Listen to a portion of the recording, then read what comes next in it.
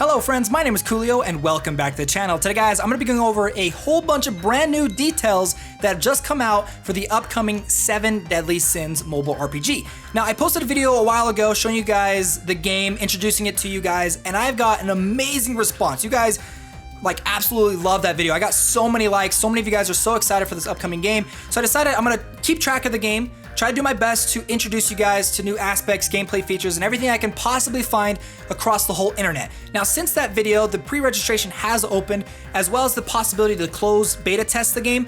Now, they did say only 20,000 people are going to get into the closed beta testing. However, it does look like they've also invited some social media gaming websites to check it out as well. And so there's been a whole bunch of new screenshots and gameplay footage that has just released over the last couple of days.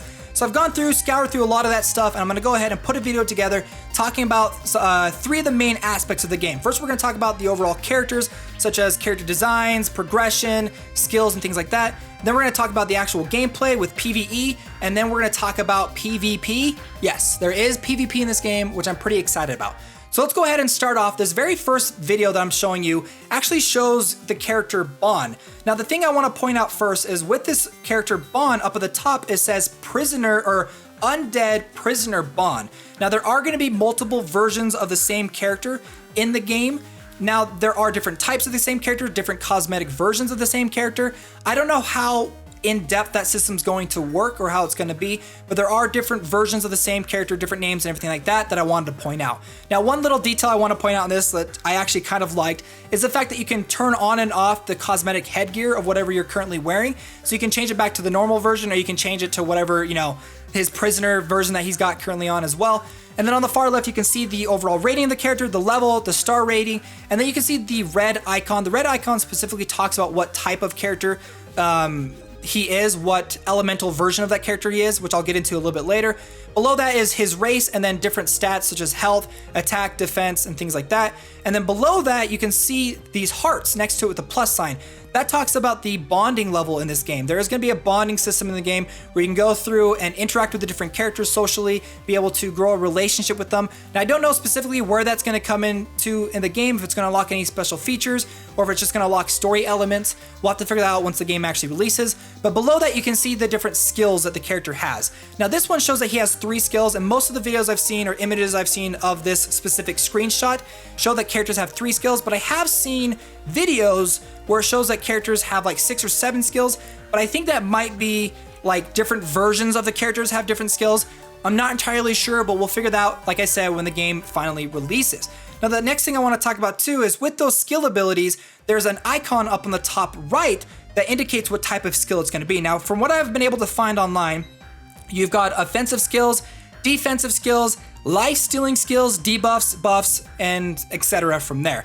And then next to that, the third skill's got a purple border. That's kind of sort of like an ultimate ability for them to activate. So when you've fused different skills together and they've acquired your ultimate gauge, which I'll get into a little bit later in this video, you acquire the ultimate skill, which then you can activate. Then below that, it talks about the combo skill. Now, it shows that it's got a locked icon on it, which I believe one of 2 things. One, it either means that you have to have a specific other character, another relationship character acquired in order for it to unlock, or you have to level up, for instance, Bond, you have to level up his bonding up to a specific level in order to unlock it. Not sure right now, we'll have to figure that out, like I said, when the game finally releases. Now, this next image shows Meliodas. Specifically, it's the cosmetic skin Sin of Wrath Devil Meliodas. Now, on this screen, it shows the star ranking up system in the game. You can see that there's different orbs that you can go through, and you can unlock the next orb by using specific materials, which you will get through crafting, dungeons, and just playing through the game. And then you spend gold currency in order to just activate it. You get some stat boosts and it unlocks the next star. Now, the thing that I like about this is it shows that you don't need to get the same character, multiple versions of the same character in order to star rank them up. That's one of my least aspects of gacha games, is when you have to collect multiples of the same character in order to progress one of them. This one just shows that you have to play through the game, acquiring the specific material required in order to star rank them up. So I personally like that better than just getting a whole bunch of different versions of them. Now this next screenshot I want to show you shows the limit breaking aspect to the game. You can see the same Meliodas who's at level 70 being limit broke up to level 75, and then a whole bunch of different materials on the bottom. Now these are really rare materials to get in the game. It looks like some kind of SR amulet that you have to acquire, and then a skill book next to that. But the two things I want to point out are the ones on the far left. Those are devil parts, which I believe you're going to acquire those through the rating system in the game, which I'll get into a little bit later. But it does look like rating is going to play a big part of this game, specifically for end game progression. And so this is the aspect I want to show you when it comes to limit breaking the character.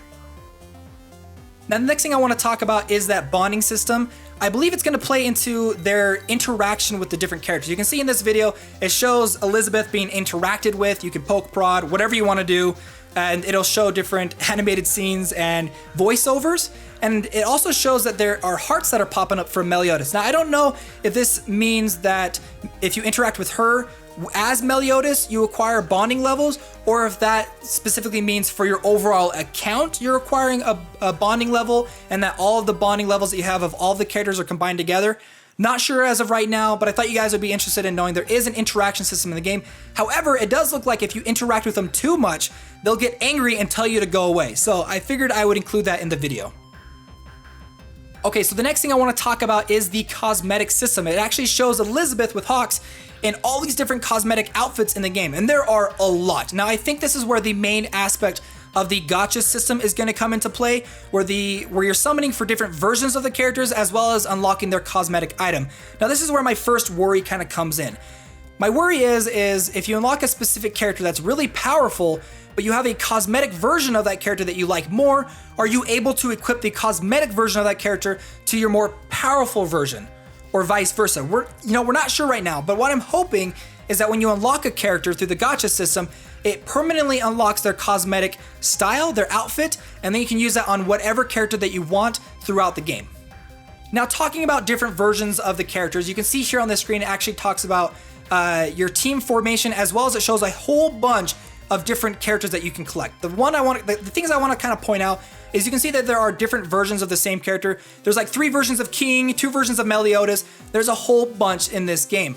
But you can also see the elemental system as well. So I want to talk about the elemental system. There are 3 different versions of it: a green, a blue, and a red one. Now I've gone through and translated that. So we've got speed characters, strength characters, and vitality characters as far as I was able to translate the 3 of them.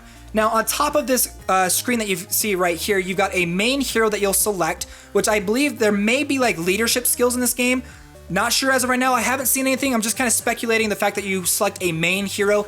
And then you've got 2 characters on the left and right side. Now, there is a screen I'm going to pop up right now where it actually shows somebody selecting a friend to join them as their secondary hero.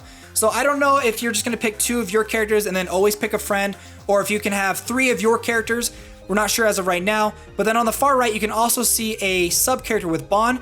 Now, from the translation I was able to find, when you're playing through the game and one of your characters actually ends up dying, Bond or the sub character will jump in and take their place. So basically you have 4 characters with 3 characters with a substitute character just behind them. Now, the next thing I want to point out is there are smaller portraits on the bottom right of each of the characters' portraits. Those, I believe, are going to be called Bond heroes or combo heroes. Now, I think this is where it comes in with that combo skill. Depending on whichever character you have equipped to your heroes, it will unlock their combo ability. Now, the translations I was able to find is if you have a character that has a strong relationship, such as Meliodas and Deanne, it will unlock you'll be able to activate the combo ability, but I also believe it adds different stat bonuses on top of that. And so I figured I would show you guys that, and it does look like there are different powerful versions of those combo characters. Now, one thing I'm a little worried about is I'm hoping that there isn't like equipment characters. I don't think that's the case. I just want to let you guys know I'm pretty sure that's not the case. But the symbols you can see up on the top right, like you can see the elemental symbols, but you can see like a double sword cross over like an infinity sign. I believe that just talks about the power rank. Like maybe that's like a 6-star or 7-star character, and it just shows like the overall power of that specific character. Okay, so now that we've talked about the characters themselves, let's actually jump into gameplay. The first thing I want to show you is you can actually walk around a town. I talked about that in my first video, but as you're actually walking around these towns, you'll come across cutscenes that are directly taken from the anime, but then re-rendered in a 3D style. You can also accept quests, And you can also visit different shops. Now this is a screenshot I was able to find of a shop owner which are selling specific materials, and it also looks like you can sell materials back to them. Now I don't know what these items are. I believe they're probably used for upgrading your character. Not sure as of right now, but I do want to point out there are different shops that you can visit in the game, which I think are pretty cool. You'll visit those while you go into town. So yeah, I think that's kind of a cool aspect that you actually have to walk up to the shop owners or walk up to the quest givers in order to accept the quest and then move along just like a regular RPG. So I think that's a pretty cool aspect. Okay, so the next thing I want to talk about is actually combat. Now, in my previous video, I talked about how you will acquire these skills from each of the 3 different characters that will be randomly generated and put into a skill hand. And then if there are the same skills next to each other, they'll actually fuse together to create a more powerful version of that card. Now, what I actually want to talk about in this part of the video is when it comes to your turn in combat, you actually have 3 actions. You can either use all 3 actions to select skills, or you can use one of your actions to actually move a card next to another card so they fuse together. However, from watching the videos and stuff, it looks like you're better off just like sending cards up to the top and letting the cards down below come together on their own rather than moving them. But I want to let you guys know that you can move cards around, but it will cost one of your 3 action points.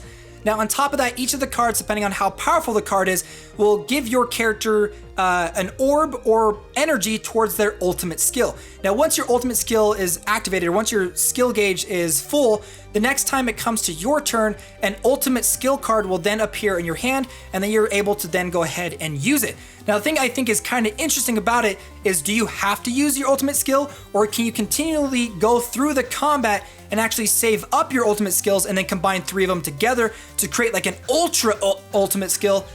I don't know. I think that'd be a really cool aspect. Not sure of that as of right now, but I think that would be really interesting. Okay, and the next thing I want to talk about, which I'm not sure as of right now, but it was just a small little detail that kind of popped up, is there could be passive abilities for the characters as well. In the video, it shows an enemy attacking Meliodas, and then suddenly, passively, he activates his full counter ability. Now, like I said, I'm not sure if that's like a passive ability that he has, or one of his other skills when he activates it. Maybe he's got like a timer, like within the next couple of rounds, if an enemy attacks him, he'll full counter them. Not sure as of right now, but I thought that was kind of an interesting thing I wanted to share with you. And then the last thing I want to talk about when it comes to combat is the end battle scene. Now, with this end battle scene, it shows your characters on the bottom. It shows they're gaining experience, and then whichever character does the most damage or does the best will actually acquire the MVP title. And then it shows your rank. You go up ranks by acquiring experience by playing through the game. It also shows that you acquire the basic currency as well as materials that you can use to upgrade your character.